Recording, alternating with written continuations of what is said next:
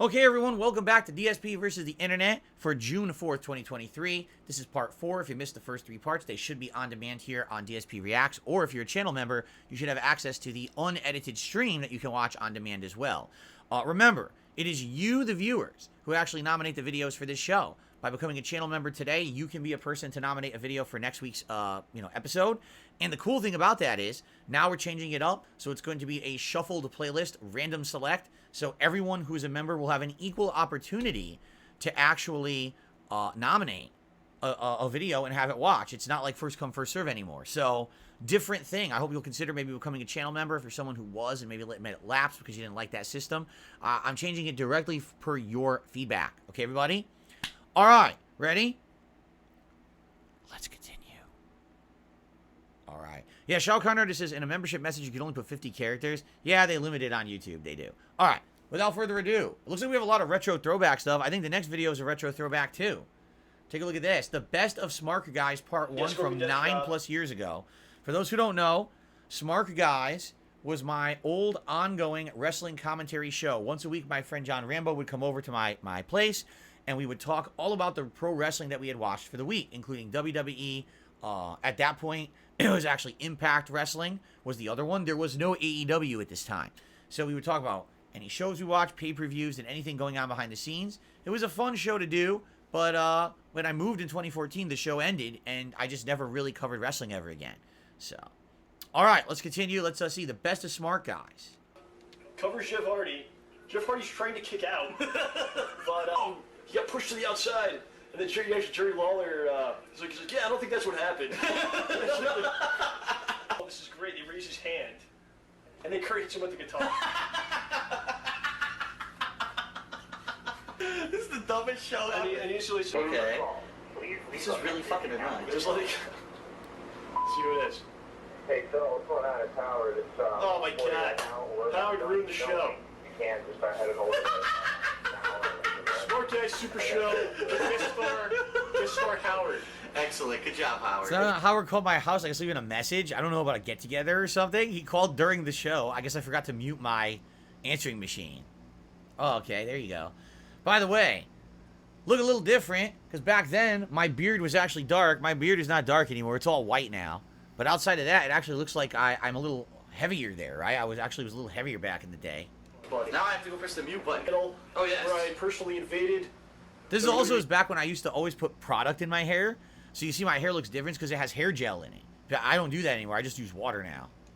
Headquarters Towers in Stamford, Connecticut. Check that out. I did have a talk with the chairman. I don't think anything will be changed. I escorted off the premises the old belt, the fucking diva belt, and just throws it on the floor. He's just like, oh, let's see what's on Raw. Oh, This is cool. I get to see my old t-shirts and stuff I used to have that I don't have anymore. Look at that old Team Fortress 2 meme, the Nope meme. Remember that? Huh. He's rapping and dancing. Off. Okay, I'm gonna go on the internet now and do something else. It's like Raw is like Raw's a giant turd for pretty much every week. So what you do when you have a 3-hour Raw, you take that turd, you stretch the turd. Oh. Space. And you guys wonder where I get my scat humor from. There you go. Now you know where it came from, right? Oh my God. Okay, let's continue here. Stretch that turd.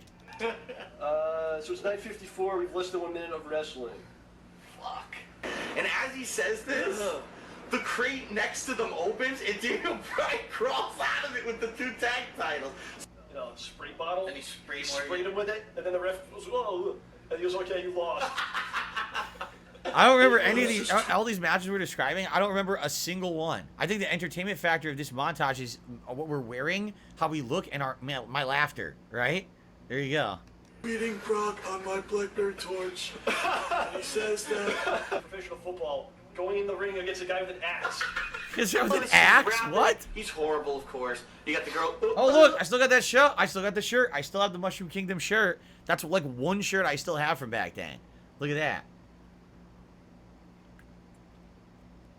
Harvey Dent says you look good with a shaved head. I should shave it again. Keep in mind, any video here with my shaved head is back before I was a full-time YouTuber. When it was just my hobby, and I had my office job at that helicopter company. And then once I basically got laid off, that's when I started doing YouTube full-time, and that's when I grew out my hair and everything. So. Oh, I'm auto John Cena. There was one man in this match that is an underdog. Who an underdog? John Cena is that underdog. And everyone's like, what? No, he's the guy that gets all the push of the Superman. fucking, yeah. Dominate everyone on the card. What is he talking about? And he goes, and also, I am an underdog, and I can prove that underdogs can do amazing things, blah, blah, blah, blah, blah. And so he's making an analogy, you know, that himself to John Cena. Yeah. To which I put out a Buy tweet. my album. I put out a tweet immediately. Yeah. I said, I really liked MGK's analogy tonight, because much like Cena, he also has no talent. Here's the blind guy, the cool guy. He gets to the fat woman, he goes, I can't help you. He's like, He's like, slap that fucking Asian, slap his face. You know, by the neck, he pulls a knife to his neck. He holds him at knife point. He holds him at knife point. There's a wrestling show. He's holding Well, someone they at had the knife most point. rating they had in 2 years. It was obviously close personal emotional turmoil that caused it. Well, probably bad news about his family, correct? No. So it's 9:33 at this point. 1 minute, it was less than a minute of wrestling. It was the women's match. It was less than 1 minute. The jumping power bomb, where he goes down with him. What? Yeah, and they crash through, and like they're both dead. But why the fuck was he doing? Why would he do that? Oh, hear voices. I guess I used to do. I don't even remember these. These are the audio only. I don't even remember doing the audio only shows, nor do I remember why we did them. Like, it's so long ago, I actually don't remember it at all, right? I totally don't remember doing an audio only show, but I guess we did sometimes, right? Huh. It's interesting. Yeah, I know. Derek says he appreciated that we used to do the show. I understand that I have some longtime fans and people who are fans of wrestling. And back in the day, I used to watch all the wrestling. And a lot of people ask me to this day, why don't you still watch wrestling? There's a couple reasons. Let me elaborate quickly on these. Number one, okay, wrestling was a part of my youth and a part of my like when I was in my 20s. I liked it, but essentially what happened was wrestling became almost like a job to watch. Like, there was so much of it every week. You had to watch Raw, SmackDown, NXT, any other shows on WWE Network. Then you had to watch whatever TNA was putting out, and you had to watch pay-per-views. And there was more coming. Like, there was other stuff to keep it, like Ring of Honor, New Japan. All that stuff was happening. So it was so much content to have to watch that was super annoying. Like, I didn't want to have to spend so much time invested in watching pro wrestling. I did continue to watch pro wrestling to some extent after I stopped doing Smark Guys in 2014, but only for about 3 years. And then after that, like I said, I just gradually went down, down, down. I haven't actually watched any wrestling in 3 years. The last time I watched wrestling was WrestleMania 2020, and I only watched, like, highlights of it. I have no desire to go back and watch pro wrestling. I do still follow the trends on Twitter. So I know, for example, that Roman Reigns is still the Universal Champion, and they just crowned a new champion in Seth Rollins. Like, I know that, but I don't watch any of it. I just have no desire to watch it. It's too much of a time investment. And the other thing is, you know, with all that time, you know, I used to watch all that wrestling, quite frankly, when I was kind of single. And then as I've now grown up and, you know, I'm older now, I'm married, I want to do other things with my time than sit around watching wrestling all day. You know, like, I'd much rather do things with my wife, my family, than sit around watching wrestling in my free time. You know, my free time, I like to do other things unrelated to that kind of stuff. So I don't really care about pro wrestling anymore. There's not enough time for me to watch it. I'm just not interested. Because some people even said, would you consider doing Smark Guys again as a solo show? And at first, when I moved, we were supposed to resume the show, and that didn't work. And then people said, well, would you do your own? I was like, I don't know if it would feel right doing my own, because it was the appeal of the show was the two guys going back and forth talking about it. And then there was even some ideas that people were like, oh, could we be like co-host, guest hosts? And maybe every, like, once a month I could alternate between hosts or whatever. But now I just don't care. You know, I'll be honest, you know, even if people said to me, we're interested, would you do a wrestling show again? My answer would be no. You know, it was fun while it lasted. It was a great show. It got good viewership. You know, it got tens of thousands of views a week when we did it, which is awesome. And now what's happened is in the last decade, pro wrestling has changed a lot and became more mainstream in certain circles of social media. And now there's like a whole established group of people who are known to do wrestling podcasts and things just like that. Like, Smark Guys was always a side project for me. It was never my focus. For some people, it's 100% their focus. You know what I'm saying?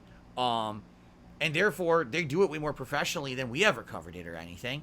So I leave it to the professionals. Wrestling was fun to cover when it lasted, but no interest in going back to it. Okay, we watch a little bit more of this. It's almost over. I smoke some weed and I do some drugs. I was like, what are you gonna say to her?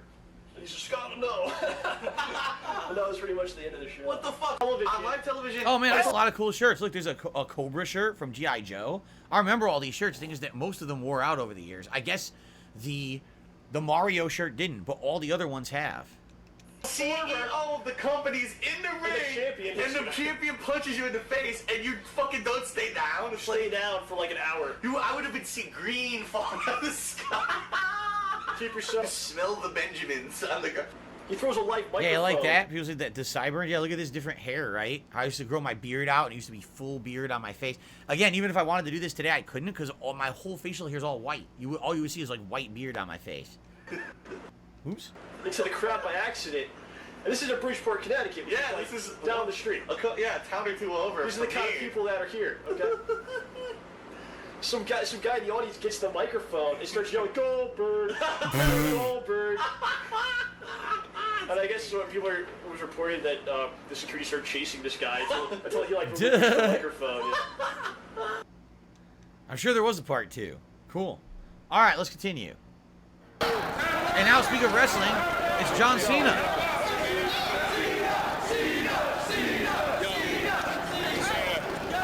Take this stool out and fucking shatter his pelvis. Laid out just like the fucking phone Elvis. He's rapping with the F word. You hear him? Take it down, guys. Take it This down. is before Cena became like the super clean, squeaky clean, Hulk Hogan-ish John Cena character. You know what I'm saying? Like now this is when he was the rapper, the white rapper. He was trying to be like Marky Mark. So he's rapping, he's saying the F-bomb and everything. Yo, I'm battling Cena. He wants me to go first. He battled this guy. I can't be any worse. I'm gonna spit shit fucking lyrically. You hear me? This shit's serious. Everybody here is fucking furious. You fucking spitting with your Michigan State jersey. You heard me? Fucking Mike G, you're fucking nerdy. I don't give a shit. You got your new RE4.com. Oh wait, that's Total Sport, man. Take that shit. Go put it on. When you leave your house, don't fucking talk about Mike, because this shit's funny as hell. What the fuck is word life?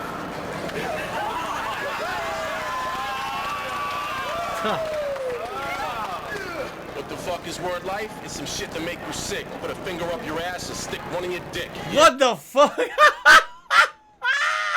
Yo, it's crazy to see this today. Are you serious? Because today, again, John Cena is known as squeaky clean John Cena. And you see him doing this, you're like, what the fuck did he just say? Oh my God. Is the whole thing like that? I'm dirty like that. Come at me, I'm raw. Yo, you wanna battle me? I fucking shatter your jaw. Then come back for some more so I can break your fucking legs. I scramble your ass like you was 24 eggs. I eat you, and I eat the whites too. It's a joke. I crack your ass and I throw away the yolk. Your brain is empty. I can see through your ears. You and your whole fucking posse's just a bunch of queers. Try to come Wow, at me, he yo, even made he made a gay joke insult. Keep in mind, this is what, probably the early to mid 2000s. So you're talking 18 plus years ago. Holy shit, man. slow down. So take off your hat. You look like you froed now. What you gonna do, bitch? Step up. Now we rockin'. Motherfucker looks like he slept in a stocking. You see his head? What you gonna do with that hair? Yo, I throw you away like yesterday's underwear that I crapped in. Yo, this ain't no battle. This is rapping. You wanna flow against me? You be tapping like Kurt Angle when he puts you in the ankle lock. This is John Cena, kid. Quit swinging from my jock. You bound to my cock if you want to. I'ma flaunt you. What you gonna do? Motherfucker, stunt you. Like I was He's evil. still going. Dude, I can't even, it's too long. How long is he gonna go? Holy shit, he just keeps going and going and going.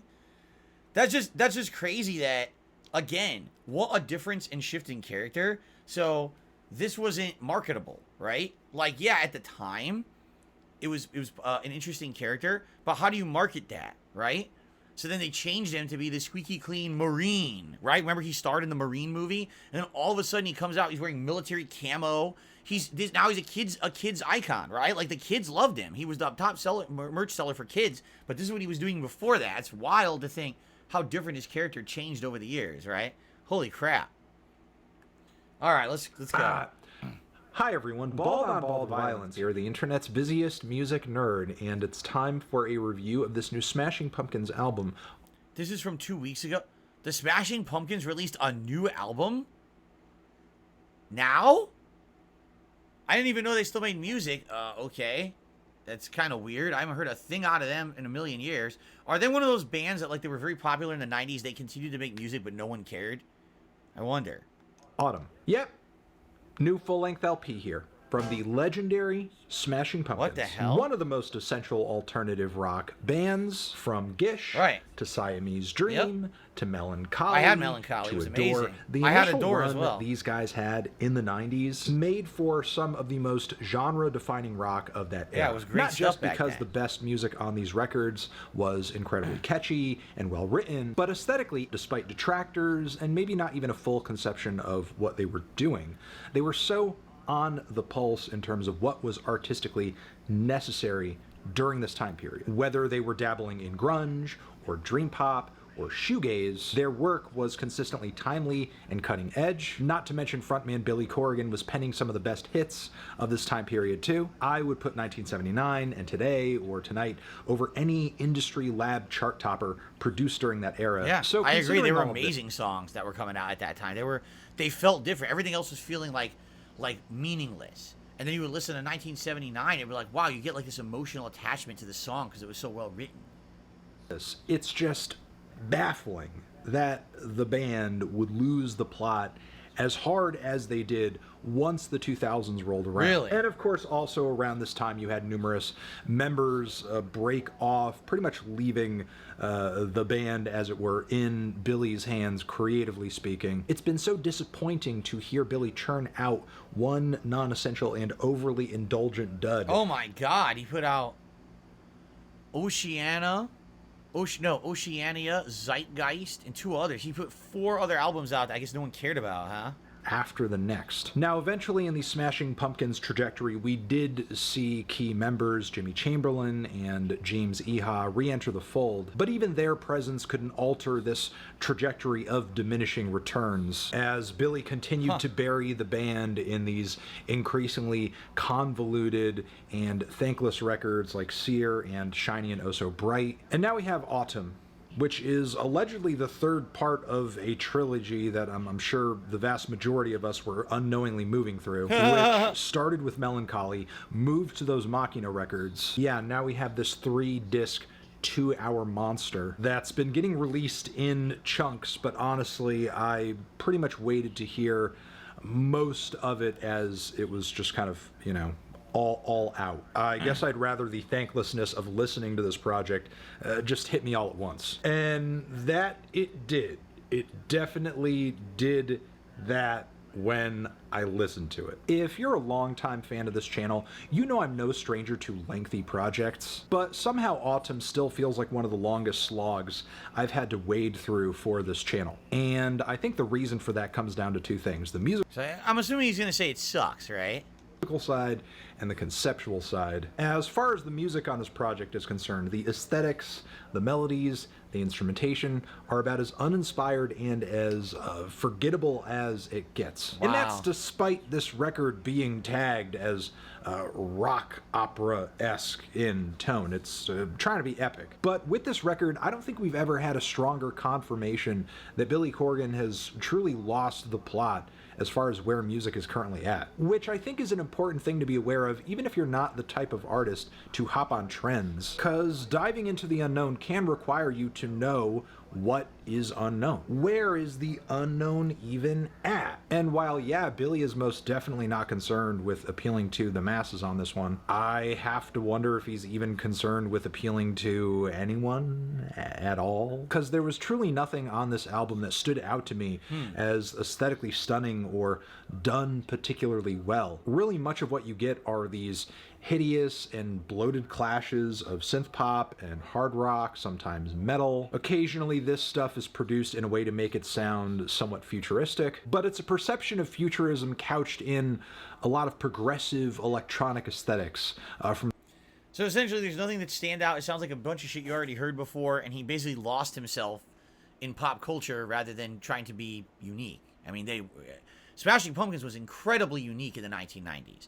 When you had everyone going, either they were grunge, or they were alt rock, You had some metal, right? Everyone had a direction. It was actually hard to categorize Smashing Pumpkins because they were writing unique songs that didn't feel like anything else you were listening to at the time. You had this, Billy Corgan's vocals sounding so light and airy almost over a lot of his songs, but then sometimes you'd have hard rock, but then sometimes it would be lighter. Like Melancholy and the Infinite Sadness doesn't even sound like rock music. It sounds like you're sitting in front of an orchestra and they're performing for you, right? So I can totally understand what he's saying. If this just sounds like a bunch of generic shit that you've already heard before and nothing stands out, why'd he even make it? But here's the funny part about bands like this. So many bands got so popular in the 80s and 90s. Keep in mind, this is the era before everything was digital, when you had to go buy physical copies and stuff like that. The music industry was actually kind of more profitable in some ways back then. And because of that, these people just became, like, infinitely wealthy. Like Billy Corgan. Who the fuck talks about Billy Corgan in 2023, right? How did he make 5 to 7 dud albums in a row? Who's financing them? He is. He's rich, and he keeps making more music that no one cares about or buys. But to him, it's a passion project. He's so rich, he could do it, right? It's kind of interesting. Imagine if you were so rich, right, that you could just continue to do whatever you wanted, even if no one liked it, right? That's pretty insane. Like, the reason that I still get to make content for you guys is because you like the content and you support it. Imagine if I was filthy rich and I could just make content and no one watched it, no one supported it, no one cared, but I kept making it anyway, right? Like, anyway, that's enough of that. We'll go to the next, but it's very sad to see a band like this, still trying to make music. I didn't even know they still made music, and to hear that it's terrible. That's sad, because they were so prominent in the 90s, seriously. Yakshimash, my name is Borat. I like you. I like sex. It's nice. These are Orkin, a town mechanic, and the abortionist. This is my mother. She oldest woman in the whole of Kusek. She is a 43. Look at her hair. I love her.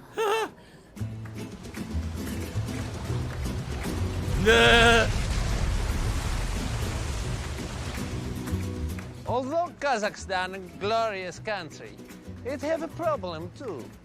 Economic, social, and cult. Cult? It's a cult? Nah. Whoa, whoa, whoa. Whoa, whoa. King in the castle, king in the castle. Dude, this is actually funny. The game totally fits. 1,000,000% the game fits, man. Holy shit. It fits everything he's doing in the movie. What the hell? Yeah, I have a chair. I am in a nest of gold. They have cleverly shifted their shapes. One of them has taken the form of a little old woman. What is the best gun to defend from a cult? What you see is what I've got. Come on, make my day. Book.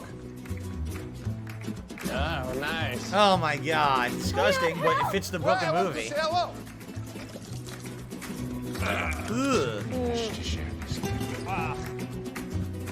Welcome back in my town of Kusek. Since I returned, there have been much improvements. We no longer have a running of the cult. It's cruel. We're Christians now. We're Christians now. Yeah, we crucify people in the streets. Dude, I can't believe how well that fit, right? Can you believe that? Can you believe how that exactly fit the game? That's insane. I don't remember when Borat came out. Did Resident Evil 4 or did Borat come out first? I'm certainly not saying that they were meaning to have any association, but I'm just curious. It's interesting. Okay. Well, you know what, ladies and gentlemen, this is a good time. Let's split the part. Hope you're enjoying the show. We got 2 more parts to go on this week's show.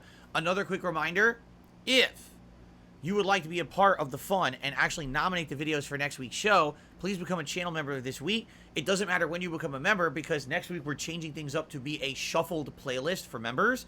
So whenever you submit, you'll have an equal chance to get your video watched during the week, okay? Thanks in advance. I appreciate that. I hope you're enjoying the show, and I'll be back with part 5 soon. Thanks for watching.